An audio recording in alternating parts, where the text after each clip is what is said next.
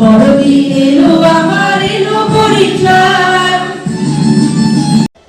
আমরা বিশেষ সময় যখন আমরা এই church of the Epiphany Thakurpukur অঞ্চলে 190 বছর আগে স্থাপিত হয়েছিল, তখন তো পরিবেশ আমরা সবাই জানি কী অবস্থা ছিল।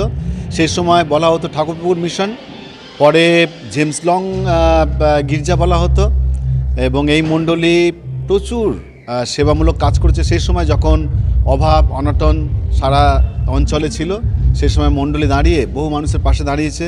বিশেষ করে আহার, শিক্ষা এবং স্বাস্থ্যের প্রতি তারা লক্ষ্য রাখার চেষ্টা করেছে। পরে আস্তে আস্তে ডেভেলপ হয়ে চার্চ অফ দি এপিফ্যানি নামে নামাঙ্কিত হয় এই মণ্ডলী। চেষ্টা করছে এখনও পর্যন্ত তারা মানুষের পাশে থাকতে। আর বিশেষ যে বার্তা এই মণ্ডলী, সেটা হলো আনন্দ শান্তির যে বার্তা, সেই শান্তির বার্তা এরা প্রত্যেক মুহূর্তে লোকেদের কাছে পৌঁছে দেওয়ার চেষ্টা করে। প্রভু যীশু খ্রিস্ট এই পৃথিবীতে এসেছিলেন এই জন্যই, যেন প্রত্যেকটি মানুষের মধ্যে আনন্দ এবং শান্তি থাকে। আর এটা চেষ্টা করছে মণ্ডলী এই সংবাদ তাদের কাজের মধ্য দিয়ে, প্রচারের মধ্য দিয়ে করতে। 190তম প্রতিষ্ঠা দিবসে সামনে 143 নম্বরের পৌরমাতা কি শান্তির বার্তা দেবেন? আজকে খুব আনন্দের দিন, খুব গর্বের দিন, খুব খুশির দিন। দ্য চার্চ অফ এপিফ্যানি 190তম প্রতিষ্ঠা বার্ষিকী উপলক্ষে আজকে এখানে গির্জে ঘরে ঈশ্বরের অধিষ্ঠানে পবিত্র উপাসনালয়ে উপস্থিত ছিলেন স্বয়ং most reverend doctor Paritosh Canning. তিনি কলকাতার বিশপ এবং মডারেটর।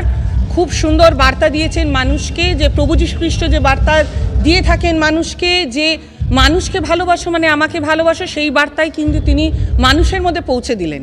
আর প্রত্যেককে জানাবো হ্যাপি নিউ ইয়ার, শুভ নববর্ষের আন্তরিক প্রীতি, শুভেচ্ছা, অভিনন্দন, অনেক অনেক ভালোবাসা জানাবো। সকল গুরুজনকে প্রণাম আর শ্রদ্ধা, সমাবয়সী আর ছোটদের অনেক অনেক আদর ও ভালোবাসা। নতুন বছর, নতুন সূর্যোদয়, নতুনভাবে পথ চলা।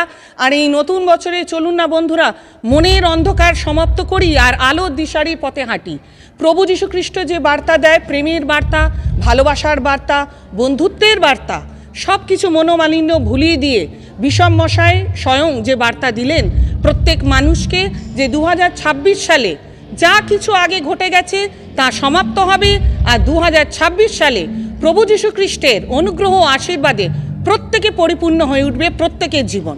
এটাই সব থেকে বড় বার্তা। আর মানুষকে সাথে নিয়ে চলতে হবে, মানুষের সাথে ভালো ব্যবহার করতে হবে, সুব্যবহার করতে হবে। এই বার্তা তিনি মানুষের মধ্যে পৌঁছে দিলেন। এই বার্তা আমরাও মানুষের কাছেই পৌঁছে দিই। আমাদের রাজ্যের মুখ্যমন্ত্রী মমতা বন্দ্যোপাধ্যায় রাত পোহালে 5ই জানুয়ারি তার জন্মদিন, কি বলবেন?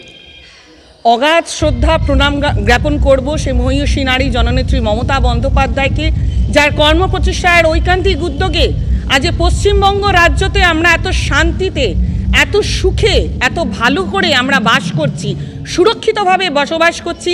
তার জন্য সেই মহীয়সী নারীকে প্রণাম জানাবো, শ্রদ্ধা জ্ঞাপন করব, ধন্যবাদ, কৃতজ্ঞতা প্রণাম জানাবো যে আমার মতন একজন সাধারণ কর্মীর উপরে তিনি আস্থা রেখেছেন, ভরসা রেখেছেন জনসাধারণের সেবা করার জন্য, জনগণের কাছে পৌঁছে যাওয়ার জন্য। রাজনীতি মানেই তার কাছে কিন্তু সেটাই। আর এই নতুন বছরে 2026 সালে ঈশ্বরের চরণতলে, বিশেষ করে আজকের দিনে যখন 190তম চার্চ অফ এপিফ্যানি প্রতিষ্ঠা দিবসে আজকে যে বার্ষিকী পালন করা হলো, উদযাপন করা হলো, প্রভু যীশু খ্রিস্টের চরণতলে একটাই প্রার্থনা জানাবো, সে বঙ্গজননী জননেত্রী মমতা বন্দ্যোপাধ্যায়, আমাদের বাংলার মা, অগ্নিকন্যা, তাকে যেন সে বল দেয়, ক্ষমতা দেয়, তাকে যেন সুস্থ শরীরে রাখে। কারণ তার উপরে নির্ভর করছে গোটা বাংলার মানুষ। আমরা প্রত্যেকেই সেই জননেত্রীর দিকে আমরা নির্ভর করছি, কারণ তিনি প্রত্যেককে আগলে রেখেছেন তার সন্তানের মতন। একটা জননী মা যেমন নিজের সন্তানদের আগলে রাখে, একটা বট গাছের ছায়ার মতন প্রত্যেককে তিনি আগলে রেখেছেন। তাকে যেন ঈশ্বর ভালো রাখে, সুস্থ রাখে, এই কামনা করব। ঈশ্বরের চরণতলে এটাই প্রার্থনা জানাবো।